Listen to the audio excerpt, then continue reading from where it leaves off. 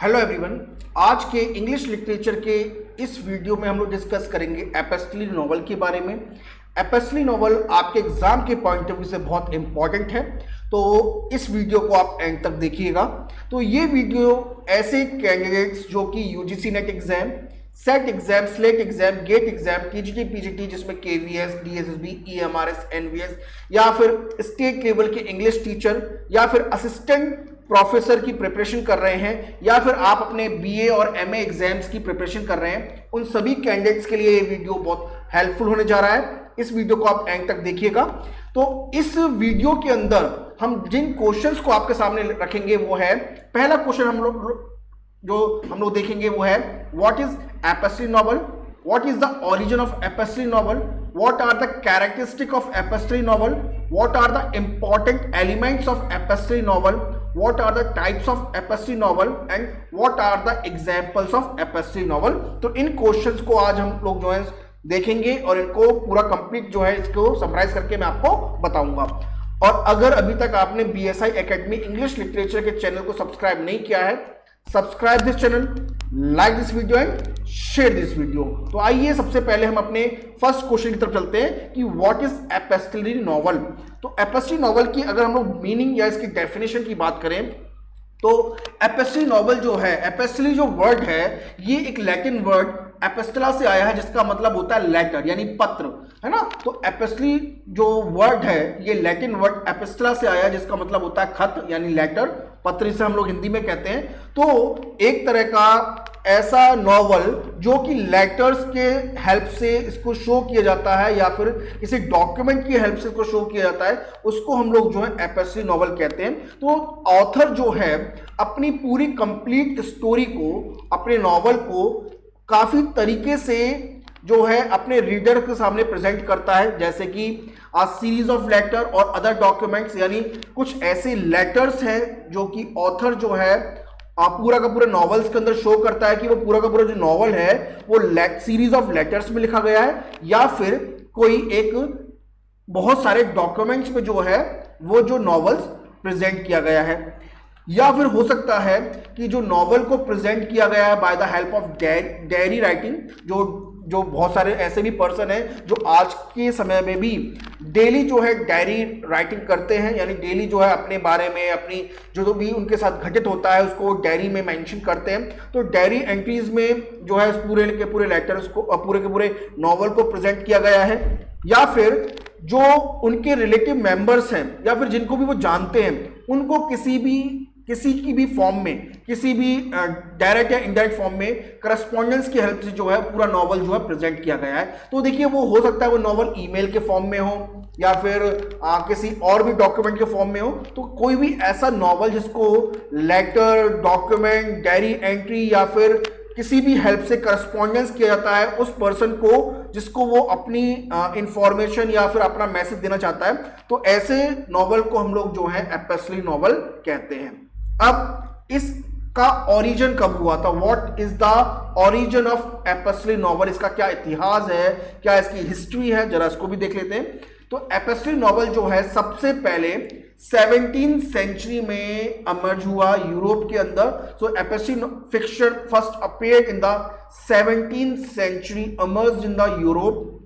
और जो सबसे पहला जो नॉवल था उसे लिखा था बाय द एफ्रा बैन, जिसने, जो कि एक तरह का लव लेटर, मतलब एक जो उनका जो नॉवल था वो मैं बता देता हूं, उसका नाम था love letter between a noble man and his sister. तो ये पूरा जो नॉवल है इसका नाम है noble man and his sister. तो love letters between a noble man and his sister which was written in 1684 by the Aphra Behn, जो कि अपने आप में सबसे पहला फर्स्ट एपिस्टोलरी नॉवल था। तो एक तरह से एपिस्टोलरी नॉवल का जो इतिहास है वो बहुत पुराना है ना। आप देखिए अगर कि 1684 में पहला एपिस्टोलरी नॉवल लिखा गया था जो कि आज से करीबन 350 साल पहले जो है इसका समय हम लोग कह सकते हैं। तो बहुत पुराना इतिहास है एपिस्टोलरी नॉवल का।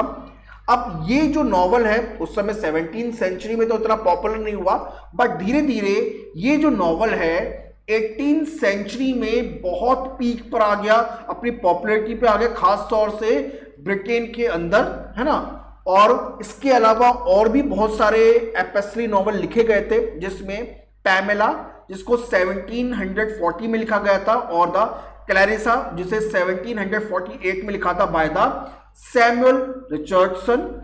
इसके अलावा भी एवेलिना जो कि 1778 में जिसे फ्रांसिस बर्ने ने लिखा था।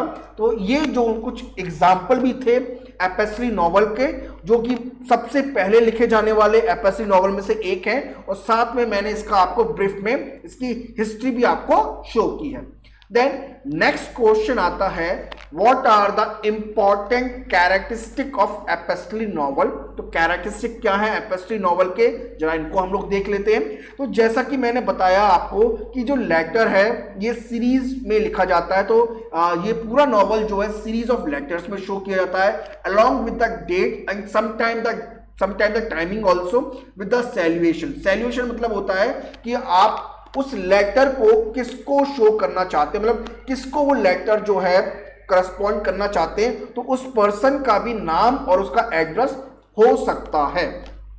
इसके अलावा यहां पर भी, यानी ये भले ही हम लोग जो है इस नॉवल को लेटर्स के फॉर्म में लिखते हैं, बट स्टिल इसके अंदर जो मेन फोकस होता है थॉट्स का के अंदर होता है, फीलिंग्स में होता है, इमोशंस में होता है, क्योंकि जनरली जो ये नॉवल है वो लेटर्स में होता है। तो लेटर्स के अंदर जिस भी पर्सन को हम लोग जो है हाईलाइट करके वो लेटर्स संबोधित कर रहे हैं, तो उसको हम लोग अपने थॉट, फीलिंग्स, इमोशंस के बारे में डिटेल में मेंशन करते हैं। और इसमें कभी कभी क्या होता है, मैक्सिमम टाइम में it comprise of the correspondence between the characters also. यहां पर नॉवेल्स के अंदर जिस तरह से कैरेक्टर्स बिल्ड होते हैं, उसी तरह से यहां पर भी इस तरह के एपेस्टली नॉवल के अंदर भी कैरेक्टर्स बिल्ड होते हैं, और उनके बीच में भी करस्पॉन्डेंस को शो किया जाता है एपेस्टली नॉवल के अंदर। Then it develop a direct connection with the event through the letters along with the backdate scene also। यानी अगर देखा जाता है कि हम लोग नॉवेल्स के अंदर आसानी से फ्यूचर में, पास्ट में चले जाते हैं, उसी तरह से एपेस्टली नॉवल के अंदर जो है किसी भी तरह के बैकडेट के जो सीन्स हैं उनमें जाया जा सकता है। साथ में यहां पर एक तरह का डायरेक्ट कनेक्शन स्टैब्लिश हो जाता है इवेंट्स का, यानी जो इवेंट पहले हुआ है या बाद में हुआ है और उसके बीच में कोई रिलेशन है, तो उसको इवेंट को आसानी से उसके बीच में डायरेक्ट कनेक्शन शो किया जा सकता है with the help of letters. Okay, then इसी के अंदर है कि यहां पर ये जो नॉवेल्स हैं ये एक तरह के रियलिज्म और साइकोलॉजिकल इंसाइट को शो करते हैं। तो जैसा मैंने आपको बताया था पहले कि इवन मैं बता भी चुका हूं आपको कि रियलिज्म क्या होता है।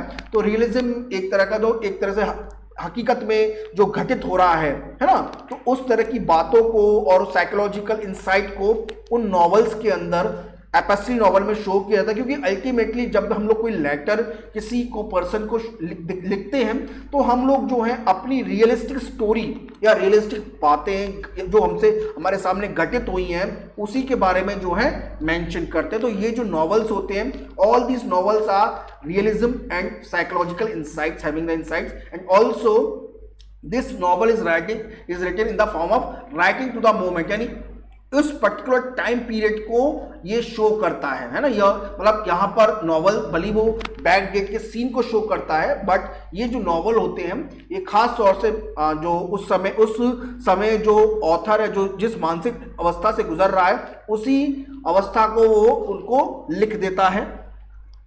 अब कुछ हमारे एलिमेंट्स हैं एपेस्टली नॉवल के। What are the important elements of epistolary novel, जरा उनको भी देख लेते हैं। जिसके अंदर पहला है the stories told through in the form of love letters, diary entries, newspaper clipping, also Telegram, also in the form of other document. तो ऐसा जैसा कि मैंने बताया कि इस तरह के जो एपेस्टली नॉवल है, लव लेटर्स या लेटर्स आप कह सकते हैं, अगर वो रोमांटिक नॉवल है तो लव लेटर, अगर हो सकता है उसमें डायरी एंट्रीज भी है, जैसा कि अभी मैं कुछ आपको एग्जांपल बताऊंगा जो कि डायरी की फॉर्म में लिखे गए, और भी न्यूज़पेपर की क्लिप, न्यूज़पेपर के आर्टिकल, न्यूज़पेपर के डॉक्यूमेंट, या फिर एक जमाना ऐसा था जब टेलीग्राम से हम लोग मैसेज सेंड करते थे। अब तो टेलीग्राम जो है इस समय खत्म हो चुका है, 2013 में इसको फिनिश कर दिया, क्योंकि टेलीग्राम अब जो है जनरली हम लोग नहीं भेजते हैं और ये काफ़ी कॉस्टली भी पड़ता था।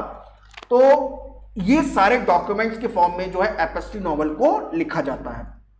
ऑल्सो जो आजकल की जो टेक्नोलॉजिकल बेस्ड जो एक तरह से इतिहास हम लोग देखते हैं, टेक्नोलॉजी का जो एडवांसमेंट देखते हैं, तो ये जो मॉडर्न नॉवल जो है आजकल जो है इलेक्ट्रॉनिक डॉक्यूमेंट्स में लिखे जाते हैं, जैसे email, text messages, newspaper cutting etcetera also. यानी आजकल के जो एपेस्ट्री नॉवल है उनमें आपको ईमेल या फिर टेक्स्ट मैसेज जो है वो देखने को मिलेंगे, और न्यूज़पेपर क्लिपिंग के बारे में तो मैं आपको बता ही चुका हूँ। स्टूडेंट्स, इंग्लिश लिटरेचर के जो कोर्सेज हैं हमारी वेबसाइट्स पर अवेलेबल हैं, और इसके लिए आप हमारे व्हाट्सएप पे कांटेक्ट कर सकते हैं, जिसके अंदर हमारे यूजीसी नेट के कोर्स, सेट एग्जाम के कोर्स, टीजीटी पीजीटी के course, KVS, DSB, EMRS, NVS के कोर्स हैं, मैंने आपको पहले बता भी चुका हूं। असिस्टेंट प्रोफेसर और पीएचडी एंट्रेंस एग्जाम से कोर्स हैं। तो इन कोर्सेज के इंक्वायरी के लिए आप हमें हमारे व्हाट्सएप पे कांटेक्ट करें। हमारा व्हाट्सएप नंबर आपके स्क्रीन पर अवेलेबल है। और अगर अभी तक आपने बीएसआई एकेडमी इंग्लिश लिटरेचर के चैनल को सब्सक्राइब नहीं किया है, subscribe the channel, like this video and share this video. तो नेक्स्ट हमारा आता है what are the types of epistolary novel, कौन कौन से इंपॉर्टेंट टाइप्स हैं एपेस्ट्री नॉवल के, जरा उनको देख लेते हैं। तो टाइप्स की हम लोग बात करें तो 3 तरह के एपेस्ट्री नॉवल जो हैं वो बड़े फेमस हैं। पहला है मोनोलॉजिक। मोनोलॉजिक जैसे नाम से पता चल रहा है कि सिंगल कैरेक्टर है, यानी giving the letter of only one character, यानी जो हम लोग लेटर जिसको हम लोग करस्पॉन्डेंस कर रहे हैं, जिसको शो कर रहे हैं, जिसके बारे में हम लोग लिख रहे हैं, जिसको लिख रहे हैं, वो केवल एक ही कैरेक्टर है ना। तो वो जो है एक तरह का मोनोलॉजिक कैरेक्टर है, यानी मोनोलॉजिक है। तो giving the letters of only one character. इसके अलावा डायलॉजिक मतलब 2 कैरेक्टर्स हो गए, giving the letter of 2 characters, and one is the another is a polylogic. Polylogic के अंदर देयर आर 3 और मोर लेटर राइटिंग कैरेक्टर्स। तो उसके अंदर जो है 3 या उससे ज्यादा भी कैरेक्टर जो है मौजूद हैं हमारे नॉवल के अंदर। तो ये जो है आपके टाइप्स हैं एपेस्ट्री नॉवल के। अब कुछ एग्जाम्पल्स भी जरा देख लेते हैं हम लोग। तो what are the important examples of epistolary novel, जरा इनको चेक करते हैं। तो इसमें सबसे पहले जो है स्टीफन किंग का कैरी है, जो कि 1974 में जिसको स्टीफन किंग ने लिखा था, जो एक तरह से हॉरर के काफ़ी अच्छे विशेषज्ञ माने जाते हैं स्टीफन किंग। इनका जो इट जो है वो भी बड़ा फेमस हो रखा है और आज भी पढ़ा जाता है। द मूनस्टोन जो कि 1868 में लिखा था बाय द विल्की कॉलिन ने। देन नेक्स्ट है ड्रैकुला। देखो ड्रैकुला अब तक की जितनी भी जो हॉरर स्टोरी है ना, जो एक तरह वैम्पायर वाली, वो इसी नॉवल से मतलब इंस्पायर होकर लिखी जाती है। ड्रैकुला जो कि 1897 में लिखा था बाय द ब्रैम स्टोकर। तो ड्रैकुला जो है इसे आप एपेस्ट्री नॉवल भी कह सकते हैं, इसे आप हॉरर नॉवेल्स भी कह सकते हैं, इसको आप जो है इसे डेस्टोपोनियन नॉवल भी कह सकते हो। काफी तरह की कैटेगरी में जो ड्रैकुला जो है आता है। देन नेक्स्ट है फ्रैंकेस्टाइन, जिसे 1818 में लिखा था बाय द मैरी शेली ने, बहुत फेमस नॉवल है।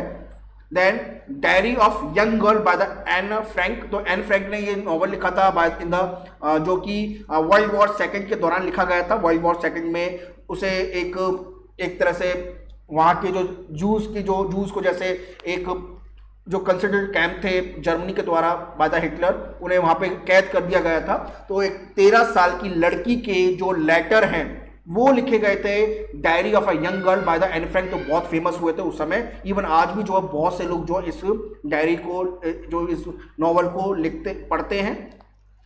Pamela by the Samuel Richardson, जिसके बारे में आपको बता चुका हूं। इसके अलावा कुछ और भी नॉवल है, जैसे the colour purple by the Alice Walker, और इंडियन ओरिजिन का एक नॉवल है the white tiger by the Aravind Adiga, जिसको 2008 में इस नॉवल के लिए बुकर अवार्ड भी मिला था। तो स्टूडेंट्स ये था एपेस्ट्री नॉवल के बारे में। इसके अलावा आपका कोई भी क्वेश्चन है, कोई भी डाउट है, आप हमें व्हाट्सएप कर सकते हैं। हमारा व्हाट्सएप नंबर आपके स्क्रीन पर अवेलेबल है, या फिर आप हमें यूट्यूब पे कमेंट कर सकते हैं। और इसके अलावा अगर हमारे कोर्स से रिलेटेड किसी भी तरह की इंक्वायरी है, कोर्स से रिलेटेड आपको हमारे कोर्सेज के बारे में जानना है, तो आप हमारे व्हाट्सएप पे कांटेक्ट कर सकते हैं। हमारा व्हाट्सएप नंबर आपके स्क्रीन पर अवेलेबल है। और अगर अभी तक आपने BSI एकेडमी इंग्लिश लिटरेचर के चैनल को सब्सक्राइब नहीं किया है, subscribe this channel, like this video and share this video. तो मिलते हैं आपसे एक और वीडियो में नेक्स्ट टाइम, तब तक के लिए थैंक यू।